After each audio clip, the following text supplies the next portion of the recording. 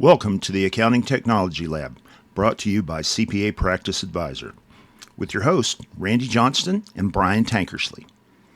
Welcome to the Accounting Technology Lab. I'm Randy Johnston with co-host Brian Tankersley. What a pleasure to be coming to you from Orlando at Thomson Reuters Synergy Conference. And we've got a lot of the big dogs from Thomson Reuters with us. So I'd actually like it's quite a pack. Yeah, it is. As a matter of fact, we're outnumbered, friends. So you better keep in line today.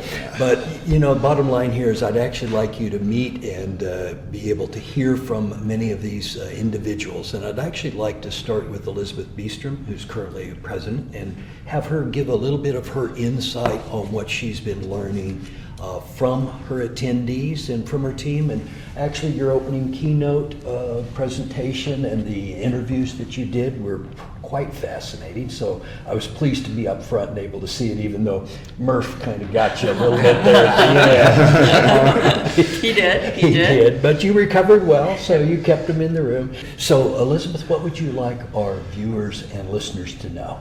You know, I have to start by saying thanks for joining us. I'm glad that you could join us this year. We had the honor of having Brian join us, so glad you came along for the ride this year. Pleased to be back. Thanks for being here. Yeah, I've been to so many in the past. It was a pleasure to be here, but you know, I wasn't sure when it was going to be scheduled, if it would be available. I was invited to a wedding in New Delhi, and I passed on New Delhi to come here. Well, we're honored. We're honored that you're here.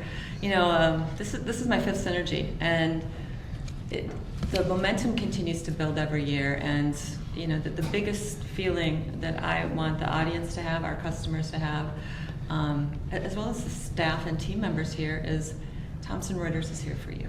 And we're listening, and I think that we've showed a continual build from, you know, if you go 5 years ago and where we were on our product journey, AI entered the picture. I think there was uncertainty as to how it would be responded to within the tax and accounting industry, and I can tell you that that's where I was wrong.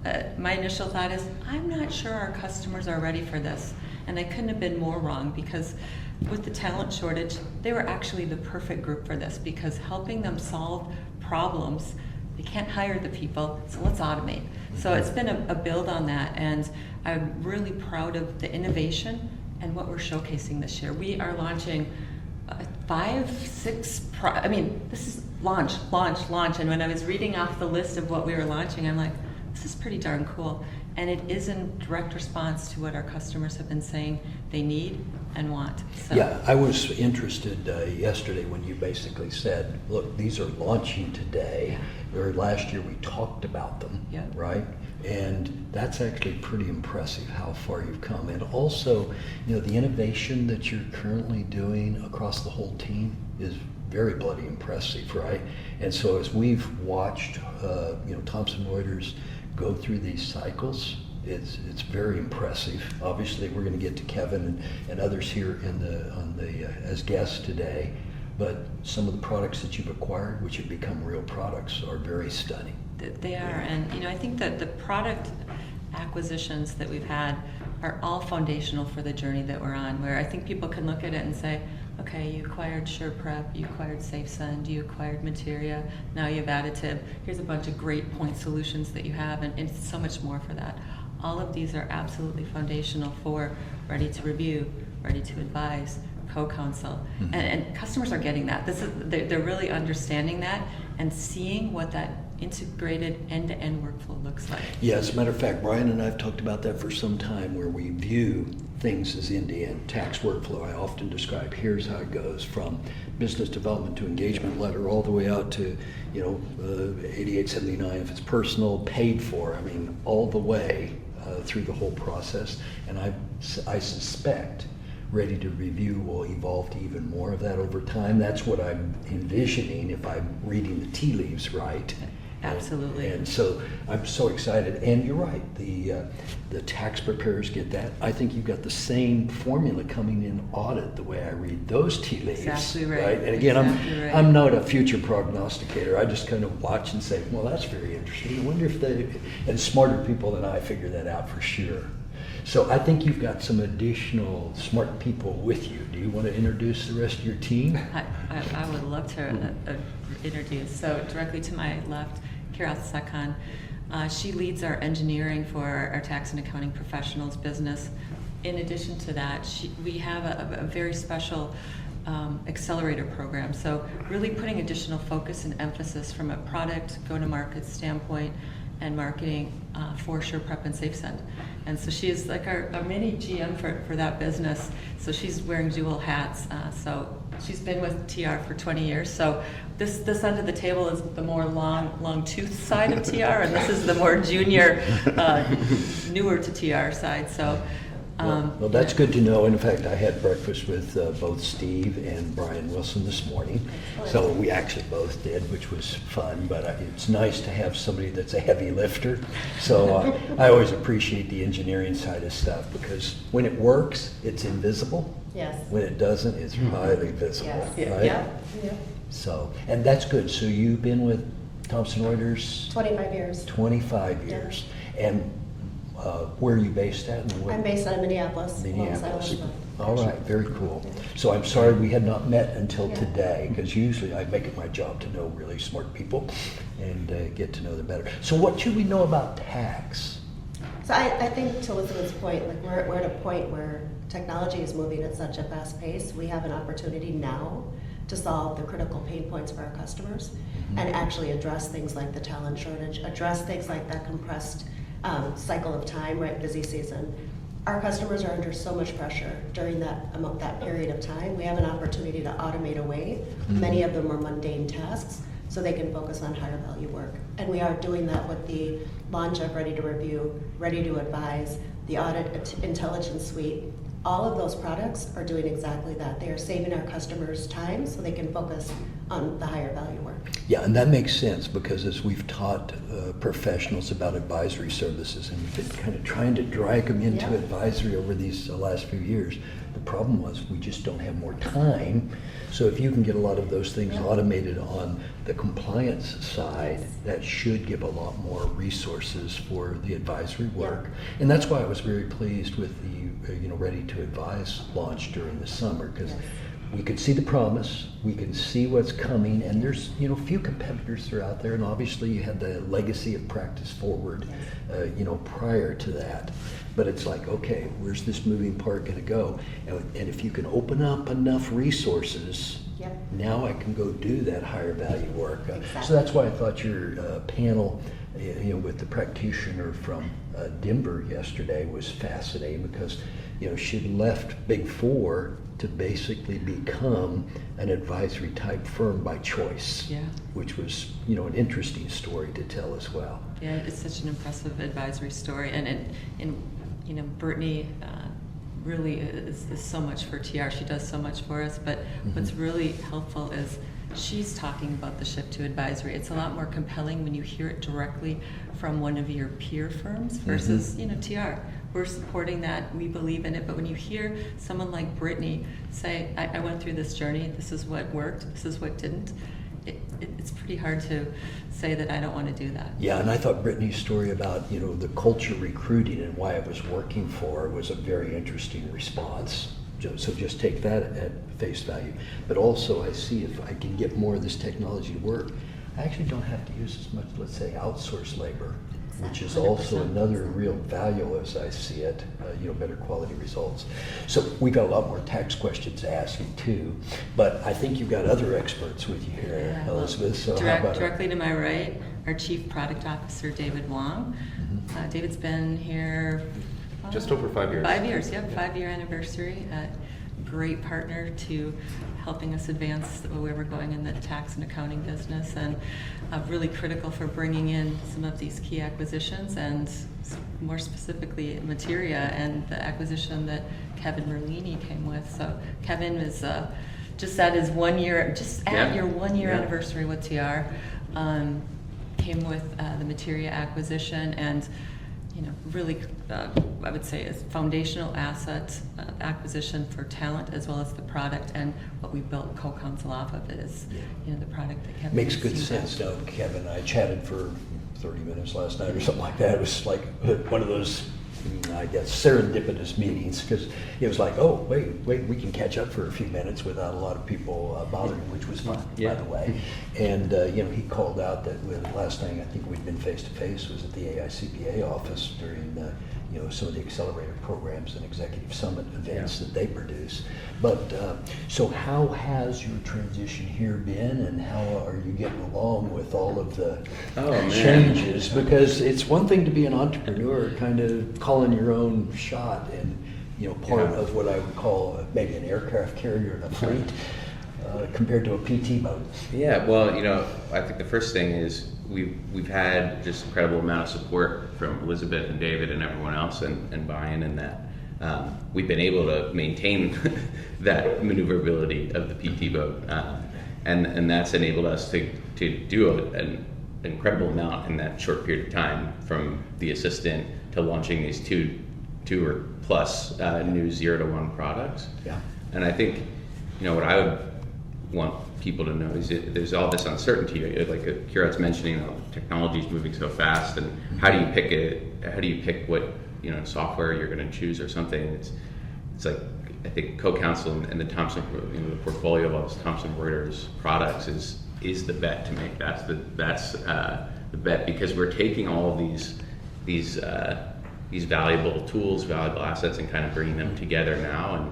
And what I think people maybe don't realize is they look at something like Materia or CoCounsel, and it's like, this is this kind of a research tool, or a chatbot for better or worse. But it's actually now, I think people will start to see where this is going. It's actually a much broader suite of bringing together end-to-end workflow on tax prep, tools for audit automation, tools for advisory. And the fact that it's built on the same kind of underlying services is going to enable, it's not just the automation. I think the thing that people haven't realized is it's going to enable you to do completely new things that you just physically couldn't have done before. Things that AI is really good at, which is taking in massive amounts of unstructured information and then kind of connecting the dots. So you can also not just provide services faster, but at higher quality. Yeah, makes great sense. And for our viewers and listeners who may not know what 0 to 1 means. Brand new. Exactly. I just wanted to make sure that they caught that, because it's another thing to remodel a house. It's another thing to build a house from scratch and actually get it done right. And that's what it seemed you had done with Materia, which was why I was glad to see the acquisition, and then the whole CoCounsel strategy and building the AI out of a lot of your technology that your team had built. Well, it's been very, David and I had a lot of conversations before the acquisition, and we'd been working with the Thomson Reuters team for a while before, but the puzzle pieces really fit together very nicely, and it kind of, what we wanted to do, and it has been enabled, and I think, vice versa. Yeah. So quick question here. When we look at generative AI, one of the things that it does is it gives you a different answer every stinking time you ask a question. And we're so into consistency in the accounting profession. How do you thread that needle with CoCounsel so that it's correct, and yet it still has the creativity that a generative AI tool has? You want me to take it? Or? Yeah. Okay. I can come in as well. Okay. So I think the first thing is, it's like, how do we adapt our mindsets to think about these tools, right? It's not a calculator. If where if you hit 1 + 1 = every single time, it's going to say 2. But it's also not doing 1 + 1 = 2. It's taking all this unstructured information and connecting the dots and doing these sorts of things. And I would venture to guess, if you gave, whether it's an associate or a manager or even a partner for that matter, that same task, it wouldn't be letter for letter consistent every single time. Agreed. Right? Some of the best tax directors, tax managers I've known have been people that just are wired differently upstairs, and they figure out, they have loopholes named after them for that reason.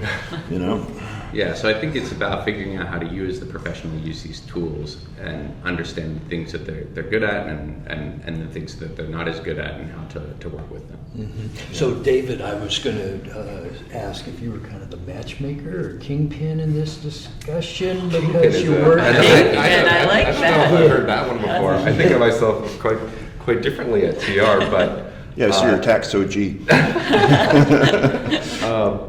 Well, I mean, I do have to say that I was definitely involved in the decision making around acquiring Materia, and part of it was just from the conversations that Kevin and I had in those early days, how obvious it was that it was a better together story, that we could help to accelerate his vision, that he could help us to realize what we want to do for the profession, and that we could do it faster, more effectively, with greater impact together. So this, in many ways, I think is one of our most successful acquisitions, because it was a marriage of vision, and it helped both of our teams to execute more effectively.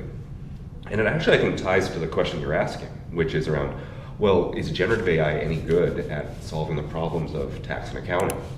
And a year ago, and maybe 18 months ago, there was actually a lot of question about that. People were going crazy about generative AI being used for marketing and for legal and for a whole bunch of other use cases. And they were saying, these models are not good at math. Like, how could they help accountants and tax providers? And Microsoft hadn't really launched anything for Excel yet, and so we're all kind of wondering what was going to happen. And what we saw from Materia was a starting point and evidence that there was a way to solve the problem. And the way that I like to think about it is to boil it down is, well, if you have a large language model, which is a smart decision-making and interpreting engine, and now with these agentic capabilities, the agents that can do things for you, how do you then enable that type of intelligence to do work? Well, you typically need to have some type of knowledge, so you need to give it book smarts, like, tell me about the rules of accounting, tell me about the rules of law. Okay, TR has that, we've got Checkpoint, we have that information. Then you also need to teach these systems how to do work, because they don't know how to do a tax return or how to interpret a general ledger off the bat, so you have to then give it street smarts. You need to give it knowledge from practitioners, and that's that sort of training part, right? And then finally, you also then need to give it tools, right? Like, I sometimes relate the advancement of AI to like the advancement of human intelligence, right? When monkeys learn how to use tools, they become much more capable. When LLMs were taught how to use tools, how to use software, they became much more capable.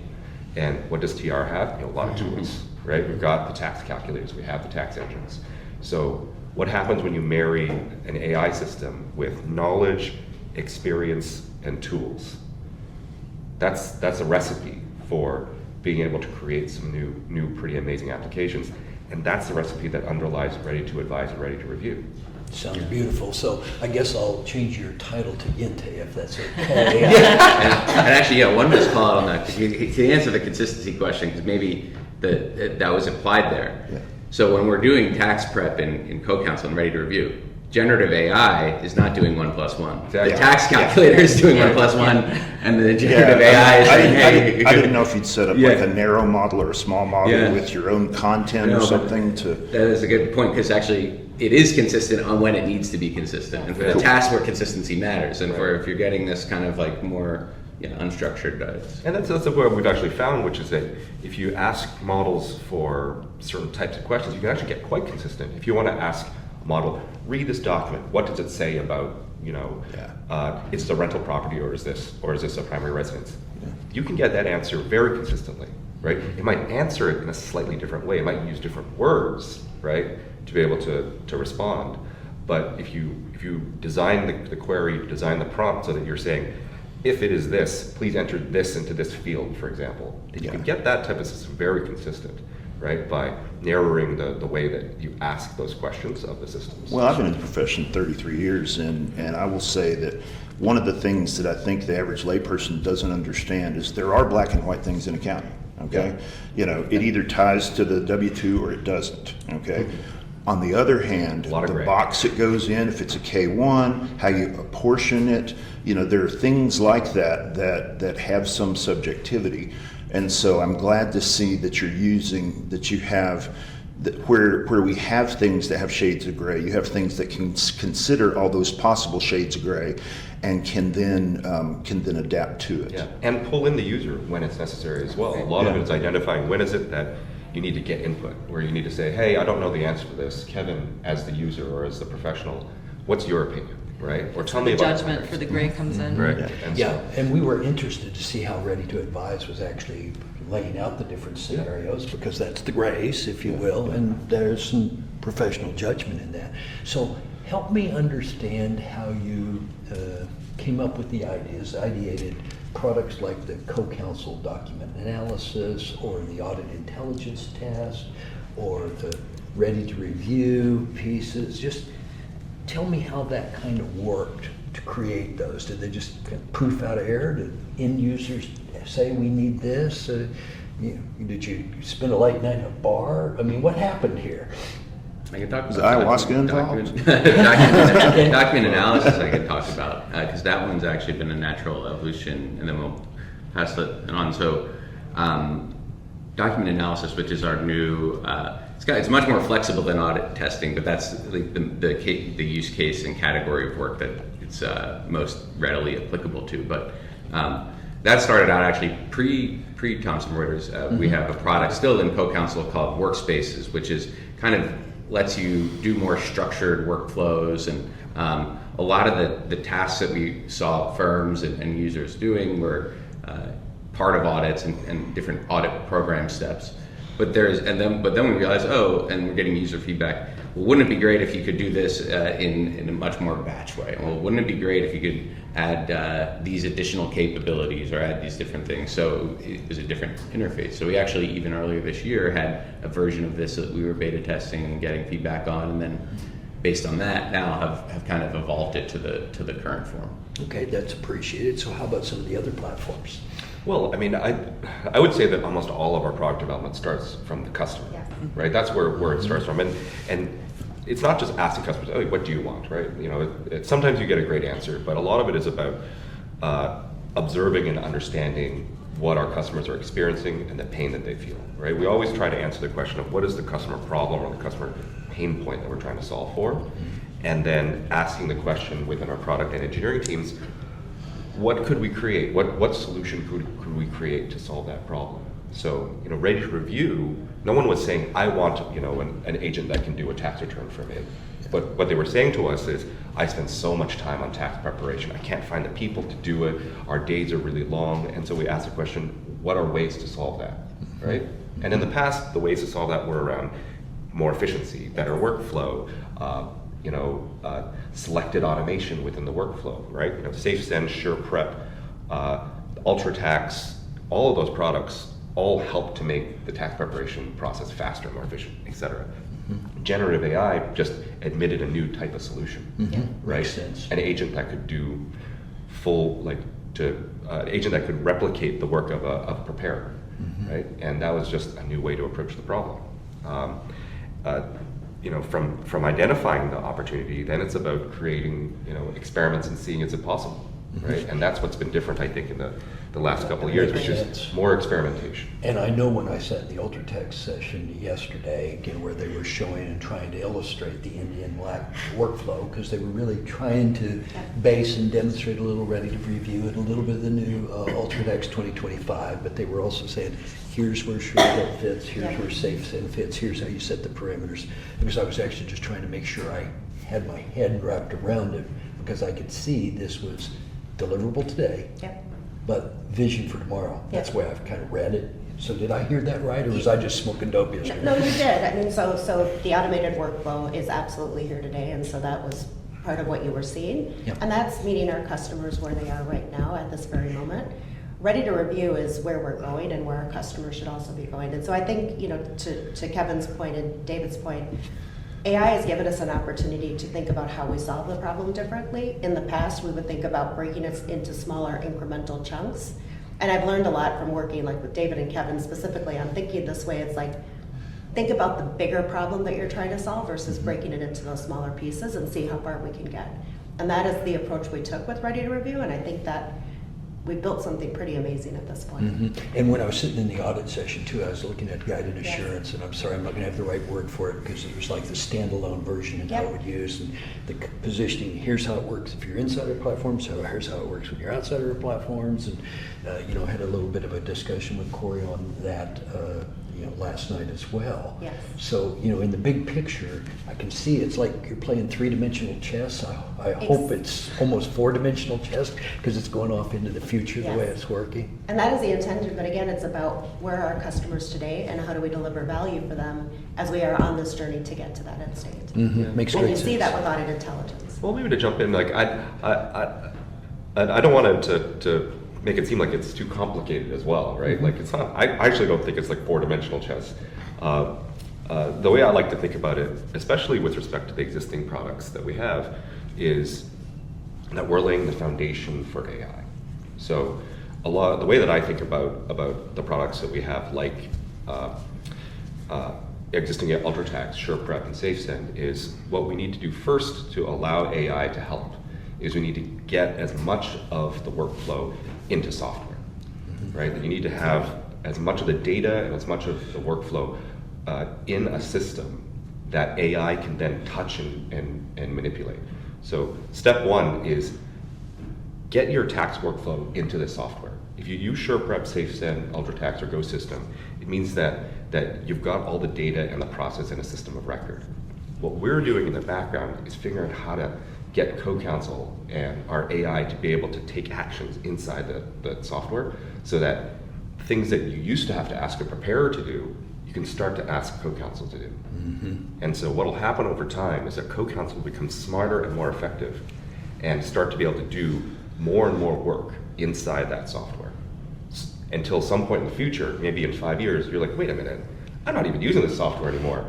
CoCounsel is doing almost all the work, but it's still there. It's still there in the background because you still need to have the documents stored. You still need to have the returns filed. You still need to have the engagement, letters sent, right? You still need to have that happen, right? But you just might not be using the software directly anymore. Yeah, that's a good correction, thank you, because the agents really are simplifying things. So in this episode, Brian, I haven't let you speak as much as you often do, because frankly, you're a better practitioner and know a lot more things, your audit background, tax and all that. But are there particular things that you might want to ask from, because obviously we've got a lot of experts, which we often don't get the chance to. A couple of things, and I think you probably just spoke to it a little bit, but one of the things that happened about 30 years ago is that the enterprises got SAP, and they started having these automated bespoke workflows that matched exactly the way they wanted to do it, okay? So the way I look at it now is we can make a very good hamburger, okay, with this solution. Maybe it's a steak. I don't know. I don't want to downsell the premium product, okay? So, and if it's a burger, it's a Five Guys burger, okay? It's not a McDonald's burger. But how do we get it to where? How do we get tools so that I guess so that our practitioners, most of whom don't have a single-digit number of people in IT, even at a big IT shop. How do we do this and set up where they can have the bespoke systems that are starting to go into mid-markets with Power Automate and tools like that? How do we get that? How do we get the tools to that point? And how do we get that built? I'll share a view. I'm curious your take on it. I think, well, number one is that at TR, what we're trying to do is try to do the stitching for our customers, which is if you use our suite of solutions, again, SurePrep, SafeSend, UltraTax, Go system, and CoCounsel, then we think that like an IT group of one or two should be able to set that all up because it's on us to make sure that the solutions are integrated and work well together. We see enterprise and big companies, of course, pick and choose of best of breed, and that we think is a very fine strategy, but it does come with additional integration and implementation cost. And that was pretty fascinating because again, in the UltraTax session, the demonstrators showed the old way and the new way, and they were quite different, right? And you just think about how much workflow we've taught people for the last 30 years. Yeah. And then of course I still go back to your digital plumbing statement, how we stitch things together. But just as a side for our listeners and viewers this episode, in the last 3 weeks I've run some managing partner retreats, and for the first time in over a decade I had people saying, I think this best of breed thing isn't working out as well for us. I think it might be time to go back to single publisher. And it was fascinating because I haven't heard that in a long time. People had been trying to pick all these unique products, and it's like, okay, That's an interesting statement, and the reason, the integration is too hard, and it was too fragile and too hard to maintain and too expensive. And I won't go into the details during our time together, but oh my, because as I've watched firms trying to struggle through this, and we talked about that actually a little bit last night, because we think a lot of the MPCs, and we'll cover that in a future episode, will actually expose a lot of this and connect the AI so they can talk more at the agent-to-agent level. We see that kind of coming. But that's been an important part of our open ecosystem, where we don't have to build every product. And with the pace of change right now in technology advancements, I don't want us building every product. I want us to be able to, and you've heard all three of them talk about meeting the customer where they're at while still showing that future vision. And we're meeting them where they're at. And we realize that there's products that are part of their end-to-end integrated workflow that may not be ours, but talk to us. We'll help you integrate into those, because again, we want to provide a seamless, integrated, end-to-end experience for our customers. Makes great sense. So how far are we from continuous audit, do you think? That's a tough question. I think it's going to have to do with it's less, is it possible today, and more, is it regulatorily, is the methodology there, and is the ICPA there, and then it's kind of like the chicken and egg between the two, and then how do you change practices, how do you change systems around it? It's this complex system. So I think in theory you could get there, but you got to move all the pieces kind of in coordination. Yeah.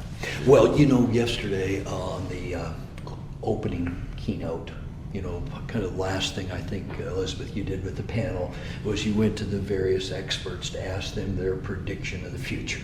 Now, none of this is holding you there, but you have a unique inside view as product managers and developers in terms of what you see might happen. And again, this is not a future commitment in any shape or fashion, but it's like, what do you think would happen in the near to short term? And I'll just set this up to say, look, I'm doing what I'm doing right now because I see the promise of AI, and I want to see AI running on quantum machines. Okay, so that's where I'm operating from. So I don't know how long that window is, but it's pretty close in my mind. And so if we can take AI and run it on quantum, hey, then you might see me say, I've done all I can do for the moment, I'm gone. So that might be my retirement swan song. Now, I'm not asking you to retire. You've got way too many miles yet to go.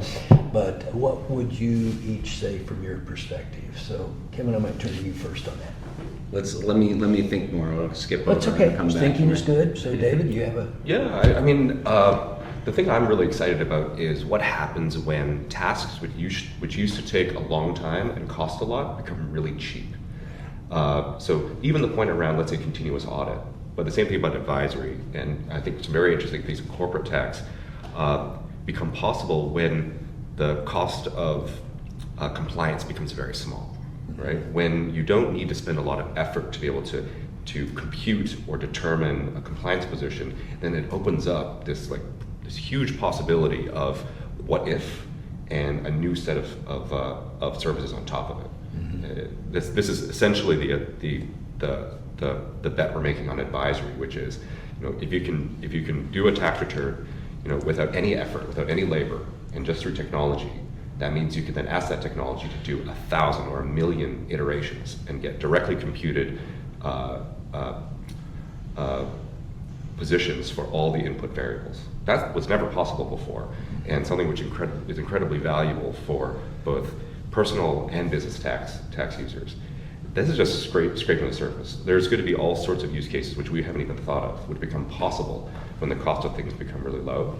And so that's the type of thing I'm really excited about. Yeah, and we're hopeful, and we've talked about that in prior podcasts, as Yeah. you recall, Brian, because the commoditization piece, we're hoping that the practitioners won't give away on tax, and Well, I don't won't think- give away on cash. I don't think they Yeah. will, but there may be some, what do I want to call it? I'm going to use the word lunatic, which is never a good name, but there'll be some crazy person come along and try to give that away, and I'm hopeful that they will be wiser than I think commoditization is too negative a word for it. I think that it is when certain parts of work become really cheap, that enables you to do other parts of work, and it allows you to get away from that. So commoditization, I think, is sort of a dirty word for what I think is taught about shifting the value to what people really want, which is the advice, the insight, the possibilities on top of that compliance work. So, Okay, so great answer. I think it's exciting. Well, that's what I was going to build on is, I think the prediction 5 years from now is you're going to see a different type of professional. We've automated the routine, recurring, mundane. We're attracting a different type of individual into the profession. And with that, you're seeing the shift into higher value services. And, I was talking to a couple of clients yesterday where their minds were already spinning and talking about going into wealth management, taking this ready to advise and how you open up different TAMs in your business right now. Because you can see that accountants and wealth managers are kind of starting to converge on each other. We have all the data. They have all the data. Do more with it. And they're starting to see the art of the possible with that. Makes sense. And with your daughter's story, which I thought was charming, which I kind of knew a little bit of that from our prior conversations, but the pipeline conversation, which I think is actually still pretty much spot on, was that if every CPA professional today could just recruit one more new CPA professional, the problem would be reduced. But the automation that you are building is another way there, and I'm excited about that. So what might be your future vision on this? So to building on everything that's been said, I think for me it's about making the profession sexy again, as was brought up yesterday, right? Really it's about, people don't want to do that tedious, mundane work anymore. So it's about taking that away from them, having it done on their behalf, and letting them focus on that client relationship, on the higher value parts of the workflow, so that they actually get more joy and energy out of their day. So that's how I see the profession going, and what I'm excited about. And Brian, did you think that we would be building on, because we talked about making the profession sexy last year when we were here. So do you think that we would actually be building on it and starting to cast what that looks like? It's very clear you all have been at the gym is all I have to say. Very cool. All right, I thought about it now. So I think all these are the clear answers. It's good, how's the profession change? How does work change? It's going to be easier, faster, this sort of thing. So I'll try to think of something a little more out there. And one of my favorite accounting professors, Sajay Samuel, one of the things he said that got me very excited about accounting was that accounting is about seeing truth in the world, like for financial accounting. And really, it's how do you measure all this stuff that happens and give the best representation of like what actually is reality for a company. And so the theme I talked about earlier, how can we do things that just weren't even possible before? I think that'll be really you always have to weigh the cost of measuring something against the value of what that measurement will provide you for like information decision purposes. And how can AI help us measure new things in different ways and help investors and people really understand what's happening with businesses that we couldn't do before as accountants? But one of the hardest things about AI for those of us that are in the profession is we're used to watching and controlling every tool that touches the machine that is the client's accounting. Okay? In many ways, AI is a black box to practitioners, because you start trying to talk to them about vector database and suddenly the eyes glaze over and then it's over. Okay. Yeah. So how do we get the profession comfortable that AI is that it is going to be correct, and how do we get them comfortable with that black box that exists there? So I think one is there's a lot of work happening to make that black box less black. So Anthropic is doing a bunch of stuff called mechanistic interpretability and being able to kind of like understand what's going on and why answers are coming. So I think that might be one way that it'll happen, but I think the other is just making the results more clear over time and helping people get used to it. Yeah, that transparent AI is a big deal. And I'll have to tell you, Kevin, you brought a smile to my face with Sanjay's comment on the modeling, because Dr. David Kroenke was one of the original database architects, and we always talked about, Cod and all those guys that did databases, about those being models of the real world, and that's what a lot of IT has been. But now it's highly sophisticated with AI. I'm super excited about it. Well, and accounting is basically built to understand, manufacturing and railroads And now, like, you know, most businesses, the activities that they do aren't as quantifiable as there's this widget over here, and there's this piece of raw material over here, and there's this piece of work in product. And I think AI might actually help you measure these things that are less quantifiable. But you know, one of the things that I've wondered for some time, because, you know, we all hear about the Internal Revenue Service and the state agencies and how the technology on their side is behind, okay? What are you seeing as far as adoption on that side? Because it occurs to me that when we go down this road of using AI to do preparation, I just want to be sure, you know, because we know, you know, I suspect that there's some people doing things they might not should be doing, but they're getting lost in the shuffle. But what are we going to do when the government sector can pick that needle out of the haystack and say, that one, that one, that one? Are you seeing anything happening on the government side? They're already starting down that road. I mean, and a big part of a government IRS specifically initiative is modernization. Mm-hmm. And that's the road that they are going down. Now it's a slower road, but that is the path they're on. No doubt about it. Well, Brian, we could probably keep these guys for a long time, but I bet they have other jobs to do today. Yeah, I think they might. So that said, maybe Elizabeth, I might ask you to back cleanup. So we're bringing Casey to the bat here. Yeah, you know, as we're kind of wrapping up, and I can't believe Synergy's 2025 is almost at an end, sadly. You know, but what I want people to leave here thinking and remembering, and most importantly feeling, is that it's a show me story, and we're showing the share. You're seeing generative AI, you're seeing us deliver with pace, at a pace that we've never delivered for, and innovation. And it is all centered, and David said it well, that it starts with the customers and problems they're solving, but it is a show me story. We're going to continue to build on it. 2026, it's going to be a continued build from where we are. And I couldn't be prouder of where we're at and what we're doing right now. But innovation, we're not stopping, and we're moving at a pretty formidable pace. Yeah. Well, I can't thank all of you enough for spending time with us today. That is appreciated Thank you greatly. very much. I always learn something new when I talk to people who are way smarter than me, and I bet you do too. So that's the way it works. So we appreciate you being with us here for this Accounting Technology Lab. We'll see and talk to you more a little bit later. Good day. Thank you for sharing your time with us. We'll be back next Saturday with a new episode of the Technology Lab from CPA Practice Advisor. Have a great week.